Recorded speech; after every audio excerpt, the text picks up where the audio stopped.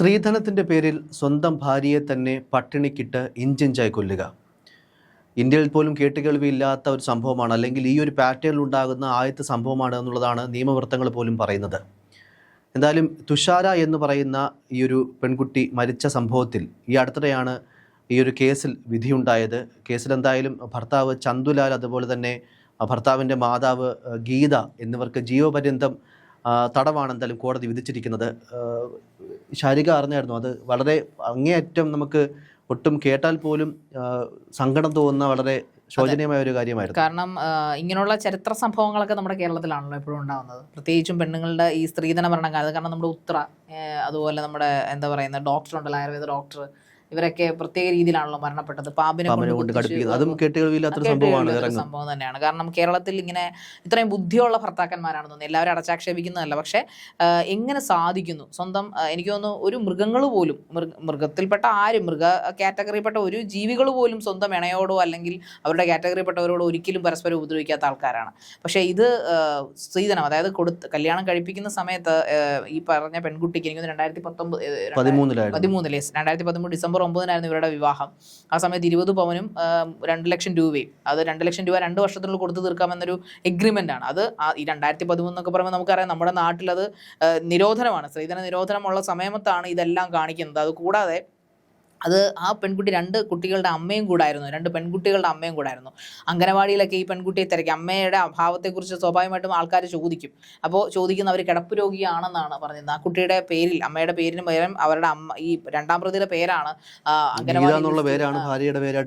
പകരത്തിന് പകരം 2ാം പ്രതിയുടെ പേര്, അച്ചമ്മയുടെ പേരാണ് അവർ കൊടുത്തിരിക്കുന്നത്. അവരെയൊക്കെ അച്ചമ്മ എന്ന് വിളിക്കാൻ പറ്റുമോ? ആ പെൺകുട്ടികളുടെ അവസ്ഥ എന്താണെന്ന് നമുക്കറിയില്ല. പക്ഷേ ഇങ്ങനെ ചെയ്ത ആ ഒരു ബുദ്ധി എന്തായിരിക്കും അവരുടെ ഒരു മാനസികാവസ്ഥ എന്ന് മനസ്സിലാവുന്നില്ല. പൈസയ്ക്ക് വേണ്ടി ഒരാളെ പട്ടിണി കിട്ട് കൊല്ലുക. 2ാമത്തെ കുട്ടിയെ പ്രസവിക്കുന്ന സമയത്ത് ഇവരുടെ അടുത്ത വക്കീൽ പറയുന്നത് പറഞ്ഞു കഴിഞ്ഞാൽ 46 കിലോയോളം ഭാരം ഈ പെൺകുട്ടിക്ക് ഉണ്ടായിരുന്നു. തുഷാര കുഞ്ഞിനെ തന്നെ 3 കിലോയോളം ഭാരം പ്രസവിക്കുമ്പോഴത്തേക്ക് 2ാമത്തെ കുട്ടിക്ക്. ആ കുട്ടി മരിക്കുന്ന സമയത്ത് വെറും ഇതിൽ അപൂർവങ്ങളിൽ അപൂർവം പറയാൻ കാര്യം 21 കിലോ, 27 വയസ്സുള്ള യുവതിയുടെ ഭാരം എന്ന് പറഞ്ഞാൽ 21 കിലോ മാത്രം. ആമാശയത്തിൽ ഈ ജയശങ്കർ പറഞ്ഞ പോലെ ഭക്ഷണത്തിന്റെ അംശമില്ലെന്ന് മാത്രമല്ല, വയറ് ഈ നമ്മുടെ വാരിയലുമായിട്ട് ഒട്ടിച്ചേർന്ന് പോയിരുന്നു. നട്ടല് വാരിയലായിട്ട് ഒട്ടിച്ചേർന്ന്, ഇടയ്ക്ക് ഒരു സ്കിന്നോ ഇടയ്ക്ക് ഒരു ഫ്ലഷോ ഇല്ലാത്ത രീതിയിൽ, അതുപോലെ തൊട എന്ന് പറഞ്ഞാൽ എല്ലിനോട് ചേർന്നിരുന്നു. അതായത് ഭക്ഷണമില്ല, പിന്നെ എങ്ങനെയാണ്? അപ്പോൾ 21. അപ്പോൾ ഇപ്പോഴും നമുക്കപ്പോഴും ചോദിക്കുന്ന ചോദ്യം, ഇവരുടെ വീട്ടുകാരെവിടെ പോയി? ഈ തുഷാര എന്ന് പറഞ്ഞ വ്യക്തിയുടെ വീട്ടുകാരെന്ന് പറയുന്ന ആൾക്കാരൊക്കെ എവിടെയായിരുന്നു? ഇവർ പറയുന്ന ഒരു റീസൺ എന്ന് പറഞ്ഞാൽ, ഈ പെൺകുട്ടിയെ കഴിഞ്ഞ 5-6 വർഷങ്ങളായിട്ട് സ്വന്തം വീട്ടുകാരുമായിട്ട് യാതൊരു തരത്തിലുള്ള പെൺമക്കളെ പോലും കാണാനായിട്ട് അവർക്ക് അനുവാദം കൊടുക്കുന്നില്ല. കല്യാണം കഴിഞ്ഞ ശേഷം 5-6 തവണ മാത്രമാണ് പരസ്പരം ബന്ധപ്പെടാൻ സംബന്ധിച്ചത് വീട്ടുകാരുമായിട്ട്. പക്ഷേ അപ്പോഴും ചോദിക്കും, നമ്മുടെ നാട്ടിൽ നിയമസം ഈ കൊല്ലം എന്ന് പറഞ്ഞ സ്ഥലത്താണല്ലോ ഇത് നടക്കുന്നത്, അല്ലാതെ മറ്റേ കൊടുങ്കാട്ടിലല്ല നടക്കുന്നത്. അപ്പോൾ സ്വാഭാവികമായിട്ടും ഇത് എന്തുകൊണ്ട്, ഇത് ആരുടെ ഭാഗത്തെ വീഴ്ചയാണെന്ന് നമ്മൾ അന്വേഷിക്കേണ്ടിയിരിക്കുന്നു. ഇതിനെ പൂർണ്ണമായിട്ടും ഈ ശിക്ഷ കിട്ടി ഇവർക്ക്, ഈ പറഞ്ഞ ഈ അവരുടെ ഭർത്താവിനും ചന്തുവോ, അവരുടെ അമ്മയ്ക്ക് ഗീതയ്ക്കൊക്കെ ജീവപര്യന്തം കിട്ടി. അവർക്ക് അവിടെ സുഖവാസമല്ലേ, അവരെയും ഇതുപോലെ. സത്യത്തിൽ ജയശങ്കർ, ഇങ്ങനെയുള്ളവർക്കൊക്കെ ശിക്ഷ ഇങ്ങനെയല്ലല്ലോ കൊടുക്കേണ്ടത്. തീർച്ചയായിട്ടും നമ്മൾ പലപ്പോഴും പറഞ്ഞ പോലെ കോടതിയുടെ നിരീക്ഷണത്തിൽ അല്ലെങ്കിൽ കോടതിയുടെ വിധികളെ ചോദ്യം ചെയ്യാൻ പാടില്ല നിയമമുണ്ട്. എങ്കിൽ പോലും നമുക്ക് ഇങ്ങനത്തുള്ള കേസുകൾ അല്ലെങ്കിൽ പിന്നെ എപ്പോഴാണ് വധശിക്ഷ കൊടുക്കേണ്ടത്? അതെ, വധശിക്ഷ കൊടുക്കുമ്പോൾ ഒരിക്കലും ഒരു തൂക്കുകയറ കൊടുക്കാൻ പാടില്ല എന്നാണ് എനിക്ക് തോന്നുന്നത്. കാരണം ആ പെൺകുട്ടി മരിച്ച അതിദാരുണമായിട്ട് 1-2 ദിവസം കൊണ്ട് കൊന്നു കളഞ്ഞതല്ല, അവളെ വർഷങ്ങളോളം ഇട്ട് പട്ടിണിക്കിട്ട് 21 കിലോ ആക്കി കുറച്ച് അത്രയും വേദന തിന്ന് ഒരാളെ എത്ര നാൾ അല്ലെങ്കിൽ ഭക്ഷണത്തിന് വേണ്ടി കേട്ടിട്ടുണ്ടാവില്ലേ?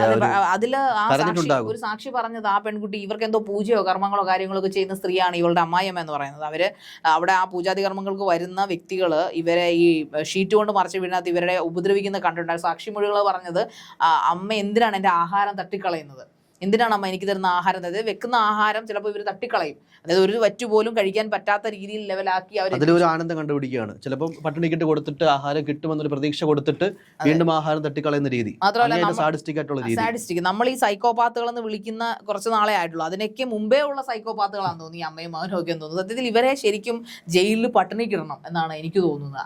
എന്താണ് പട്ടിണി, എന്താണ് ആ ഒരു ഭക്ഷണം ഇല്ലാതെ വരുമ്പോഴുണ്ടാകുന്ന ആന്തലോ ആ വേദനയോ അല്ലെങ്കിൽ ആ മരണവിപ്രാളം എന്താണെന്ന് ഇവരെ എനിക്കില്ലെങ്കിലും അറിയിക്കണ്ടേ ജയശങ്കർ. നമ്മളിവിടെ നിന്ന് കൊലപാതകത്തിന് ആഹ്വാനം ചെയ്യുമല്ല, പക്ഷേ നീതിയുക്തമായ ആ പെൺകുട്ടിയുടെ ആത്മാവിനൊരു ശാന്തി ലഭിക്കണമെങ്കിൽ ഇവർക്ക് ഈ ജീവപര്യന്തം കൊടുത്താൽ ചപ്പാത്തി ചിക്കൻ കറിയും കഴിക്കാൻ പോകുന്നതായിട്ട് പലപ്പോഴും ശാരിക പറഞ്ഞ പോലെ ഇരകൾക്ക് കിട്ടാത്ത ഈ പറഞ്ഞ പോലെ മനുഷ്യത്വവാദങ്ങളും പ്രതികൾക്ക് വേണ്ടി ഉണ്ടാകും എന്നുള്ളതാണ് ഏറ്റവും സങ്കടകരമായിട്ടുള്ള കാര്യം. ഇത് നമ്മളിപ്പോ നമ്മുടെ ഒരു ഇമോഷന്റെ മുകളിൽ പറഞ്ഞതാണെങ്കിലും ഏതെങ്കിലും രീതിയിൽ അങ്ങനെ ഒരു നിയമം ഉണ്ടാകത്തില്ല നമ്മുടെ രാജ്യത്ത് നമുക്കറിയാം. പക്ഷെ ഉണ്ടായാൽ പോലും അവർക്ക് വേണ്ടി കൂടെ പിടിക്കാനായിട്ടും അവരുടെ എന്താ പറയാ മനുഷ്യാവകാശങ്ങൾ ലംഘിക്കപ്പെട്ടു എന്ന് പറയാനായിട്ട് 100 കൂട്ടം ആൾക്കാർ ഇവിടെ കാണും. തീർച്ചയായിട്ടും കാണും. കാരണം എങ്ങനെ ഒരാളെ കൊല്ലുന്നോ ആ രീതിയിൽ തന്നെ അയാളെ കൊന്നില്ലെങ്കിലും അറ്റ്ലീസ്റ്റ് അയാൾ അനുഭവിച്ച വേദനയെങ്കിലും ഒന്ന് അറിയിക്കാൻ ഒരു മനസ്സ് നമ്മുടെ കോടതിക്കും നമ്മുടെ കോൺസ്റ്റിറ്റ്യൂഷനും ഉണ്ടായാലും ഉപകാരമായിരിക്കും. കാരണം അല്ലാതെ എന്തിനാണ് ശിക്ഷ വെച്ചിരിക്കുന്നത്? അയാൾ ഒരിക്കലും മാനസാന്തരപ്പെടത്തില്ല എന്നുള്ള. ഇപ്പൊ കഴിഞ്ഞ ദിവസം ഒരുത്തന്റെ നമ്മുടെ വലിയ 5 പേരെ കൂട്ടക്കൊല ചെയ്ത, മകളെ ഉൾപ്പെടെ റേപ്പ് ചെയ്ത ഒരുത്തരം കൂട്ടക്കൊല ചെയ്ത അവനെ ജീവപര്യന്തമാക്കി കുറച്ചു സുപ്രീം കോടതി. അപ്പോൾ വധശിക്ഷയാണ് 2 കോടതിയും വിധിച്ചിരുന്നത്. അതിലെന്താണ് കോടതിയുടെ ഫൈൻഡിങ്സ് എന്ന് ചോദിച്ചാൽ അറിയില്ല. അയാൾക്ക് മാനസാന്തരം വന്നത് കോടതി കണ്ടെത്തി. നല്ല നടപ്പ്, അതായത് ജയിലിലുള്ള നല്ല നടപ്പിന് വേണ്ടി മാനസാന്തരം വന്നു. അതായത് 6 പേരെ, അതായത് ഒരു കയ്യബദ്ധമല്ല, ഒറ്റയടിക്ക് ഇപ്പൊ അഫാൻ ചെയ്തോ പോലെ ഒരു ദിവസം എല്ലാരെയും അങ്ങ് തലക്കടിച്ച് കൊല്ലുമായിരുന്നില്ല. കൃത്യമായ പ്ലാനിങ് കൂടി ചെയ്തു. ആദ്യം ഭാര്യയെ കൊല്ലുന്നു, അതിനുശേഷം മകളെ റേപ്പ് ചെയ്യുന്നു, അവളെ ഏറ്റവും മൂത്ത മകളെ കൊല്ലുമ്പോഴത്തേക്ക് സ്വന്തം പിതാവ് റേപ്പ് ചെയ്ത് കൊല്ലുകയാണ്. അതെ, അങ്ങനെ ചെയ്തു. അതിനുശേഷമുള്ള ബാക്കി 4 കുഞ്ഞുങ്ങളെയും ഇയാൾ അതും ഓരോ രീതിയിൽ ചെയ്തു. പലയിടത്തും ശവങ്ങൾ ഒളിപ്പിച്ചു. ഒരു 2 ശവശരീരങ്ങൾ കിടന്ന് ചീഞ്ഞളിഞ്ഞ രൂപത്തിലാണ്. അപ്പോൾ ഭാര്യയുടെ മൃതദേഹം ഒളിപ്പിച്ച സെപ്റ്റി ടാങ്കിലാണ്. അപ്പോൾ അവന് ബുദ്ധിയില്ലാഞ്ഞിട്ടായിരുന്നില്ല, അവൻ ക്രൂരനല്ലാഞ്ഞിട്ടും അല്ല, അവൻ അതിൽ ആനന്ദം കണ്ടുന്ന ഒരു സൈക്കാണ്. അയാൾക്ക് എങ്ങനെയാണ് നല്ല നടപ്പുകാരനാകാൻ സാധിച്ചത്? ആ നല്ല നടപ്പിന് എങ്ങനെയാണ് കോടതി ഒരു വധശിക്ഷ ഇളവാക്കാനുള്ള ഒരു മാർഗമായിട്ട് അല്ലെങ്കിൽ ഒരു കാരണമായി കണ്ടെന്ന് ചോദിച്ചാൽ അത് കോടതിക്കും ജഡ്ജസിനും മാത്രമേ അറിയത്തുള്ളൂ. അതേ കേസ് തന്നെയാണ് ഇപ്പോൾ ഇവിടെ സംഭവിച്ചിരിക്കുന്നത്. ഇത് ശരിക്കും വധശിക്ഷ കൊടുക്കേണ്ട ഒരു കേസ് തന്നെയാണ്. കാരണം ആ പെൺകുട്ടിയെ പട്ടിണിക്ക് മനസ്സലിവ് ഉണ്ടാകാനുള്ള മനുഷ്യനായിട്ടുള്ളവന് മനസ്സിലുണ്ടാകാനുള്ള ഒരുപാട് അവസരങ്ങൾ ആ പ്രതികൾക്ക് ലഭിച്ചിരുന്നു. ഓരോ ദിവസവും തുഷാര എന്ന് പറഞ്ഞ പെൺകുട്ടി അപേക്ഷിക്കായിരുന്നില്ല, തീർച്ചയായിട്ടും അല്ലേ, ഭക്ഷണത്തിന് വേണ്ടിയിട്ട്. അതിനപ്പുറം വലിയൊരു യാതന അനുഭവിക്കാനുണ്ടോ? ഓരോ ദിവസം അതും ശരീരത്തിൽ ഉൾപ്പെടെ പലയിടത്തും ഏതാണ്ട് 26 ഭാഗങ്ങളിലായിട്ട് മുറിവുകളും ഉണ്ട്. അപ്പോൾ ശാരീരിക പീഡനങ്ങളും നല്ല രീതിക്ക് ഏറ്റിട്ടുണ്ടായിരുന്നു എന്നുള്ളതാണ്. ഇത് ഓരോ ദിവസം കണ്ടിന്യൂ ചെയ്തുകൊണ്ടിരിക്കുകയാണ്. ഇത് കാണുമ്പോൾ യാതൊരു മനുഷ്യത്വം ഇല്ലാത്ത അങ്ങേയറ്റം മൃഗസമാനരായിട്ടുള്ള, അല്ലേ, മൃഗങ്ങൾക്ക് പോലും നാണക്കേടാണ് അങ്ങനെ ഉപമിച്ചാൽ. സത്യം. അത്രയും ഉപമിച്ചു കഴിഞ്ഞാൽ മൃഗങ്ങൾക്ക്, നമ്മൾ പേടിക്കുന്ന ഏറ്റവും ക്രൂരനായിട്ടുള്ള മൃഗങ്ങളിലൊക്കെ പോലും ഉപമിക്കാൻ പറ്റാത്ത തരത്തിൽ ഹീനന്മാരായിക്കൊണ്ടിരിക്കുകയാണ്. അത്രേ ഉള്ളൂ. പക്ഷെ അവരുടെ ഈ വംശത്തിലുള്ള ആരെ അവർ കൊല്ലില്ലല്ലോ ജയശങ്കർ. ഇരയ്ക്ക് വേണ്ടിയിട്ട് മാത്രമാണ് മൃഗങ്ങൾ എപ്പോഴും വേട്ടയാടുന്നത്. അവരുടെ വംശത്തിലുള്ള, ഇപ്പം ഒരു സിംഹത്തെ കടിച്ചു കൊല്ലുന്നത് നമ്മൾ കാണാറില്ല, പുലിയെ കടിച്ചു കൊല്ലുന്നത് കാണാറില്ല, കുരങ്ങനെ തല്ലി കൊല്ലുന്നത് കാണാറില്ല. അവർ മറ്റുള്ളവരെയാണ് ആക്രമിക്കുന്നത്. വർഗസ്നേഹം അവരുടെ ഇടയിലുണ്ട്. കാട്ടാനക്കൂട്ടം കാട്ടാനയല്ല ആക്രമിക്കുന്നത്, നമ്മളെയാണ് ആക്രമിക്കുന്നത്. പക്ഷെ മനുഷ്യർ മാത്രമാണ് അവനവന്റെ വംശത്തിലുള്ളവരെ കൊല്ലുന്നതും കൊന്നു തിന്നുന്നതും ഒക്കെ ചെയ്യുന്നത്. അതിൽ ഈ സ്ത്രീധന മരണം എന്ന് പറയുന്ന സ്ത്രീധനം കൊടുക്കാത്തതിന്റെ പേരിൽ തന്നെയാണ് ഈ ക്രൂരത അവര് ആ പെൺകുട്ടിയോട് ചെയ്തത്. ഇതിലും ഭേദം എന്തെല്ലാം മാർഗങ്ങളുണ്ടായിരുന്നു. ഡിവോഴ്സ് ചെയ്യാമായിരുന്നു. എന്തിനാണ് അവരെ കൊല്ലാനായിട്ടൊരു അധികാരം ആർക്കാണ്? അത് നമ്മുടെ ശിക്ഷകളിൽ ഇളവുകളും ലൂപ്പ് ഹോൾസും ഒക്കെ ഉള്ളതുകൊണ്ടാണ് ഏതവനും, ഏത് അണ്ടനും അടകോടനും ഏത് പെണ്ണിനെയും റേപ്പ് ചെയ്യാം, ഏത് കുഞ്ഞിനെയും റേപ്പ് ചെയ്യാം, ഏതവളെയും സ്ത്രീധനത്തിന്റെ പേരിൽ പീഡിപ്പിച്ച് കൊല്ലാം എന്നൊരു നിലപാട് വരുന്നത് അതുകൊണ്ടാണെന്നാണ് എനിക്ക് തോന്നുന്നത്. ശാരിക നേരത്തെ പറഞ്ഞൊരു പോയിന്റ് തുടങ്ങുകയാണെങ്കിൽ തീർച്ചയായിട്ടും ഇങ്ങനത്തുള്ള സമയത്ത് അവരെ ക്രൂശിക്കരുതെന്നൊക്കെ പറയുന്ന പല ആൾക്കാരും ഉണ്ടാകും. പക്ഷേ പറയാതിരിക്കാൻ സാധിക്കത്തില്ല. സമാനമായിട്ടുള്ള കേസുകളിലെല്ലാം നമ്മൾ കണ്ടിട്ടുള്ള കാര്യങ്ങളാണ്. ഇത്തരത്തിലുള്ള പീഡനങ്ങൾ സ്വന്തം മകൾ അനുഭവിക്കുന്നുണ്ട് എന്നുള്ളൊരു വ്യക്തമായ ബോധ്യം അവരുടെ അച്ഛനും അമ്മയ്ക്കുമൊക്കെ കാലങ്ങളായിട്ടുണ്ട്. ഒരുപക്ഷെ അതിനെ ഏത് രീതിയിൽ തന്നെ പറഞ്ഞു കഴിഞ്ഞാലും അഡ്രസ്സ് ചെയ്ത് കഴിഞ്ഞാലും മോശമാവുമെന്ന് എനിക്ക് തോന്നുന്നില്ല. കാര്യം ഏതെങ്കിലും ഒരു സമയത്ത് കൃത്യമായിട്ട് സ്വന്തം മകളെയോ മകളുടെ കുഞ്ഞുങ്ങളെയോ ഒക്കെ കാണാൻ അനുവദിക്കുന്നില്ല ഭർത്താവിന്റെ വീട്ടുകാരെന്ന് പറയുമ്പോൾ സ്നേഹമുള്ള മാതാപിതാക്കളാണെങ്കിൽ തീർച്ചയായിട്ടും പോയി വിളിച്ചുകൊണ്ട് വന്നാൽ ഒരുപക്ഷെ എത്രയോ മരണങ്ങൾ ഒഴിവാക്കാൻ സാധിച്ചു ഇതേപോലെ അല്ലേ? അതെ, തീർച്ചയായിട്ടും. മാതാപിതാക്കൾ, അതായത് ഓപ്പോസിറ്റ് നിൽക്കും. നമ്മളെപ്പോഴും ഭർത്താക്കന്മാരെയും ഭർത്താക്കന്മാരുടെ അമ്മമാരെയൊക്കെ നമ്മൾ കുറ്റപ്പെടുത്തുന്നുണ്ട്. അവർ അങ്ങനെയാണ്.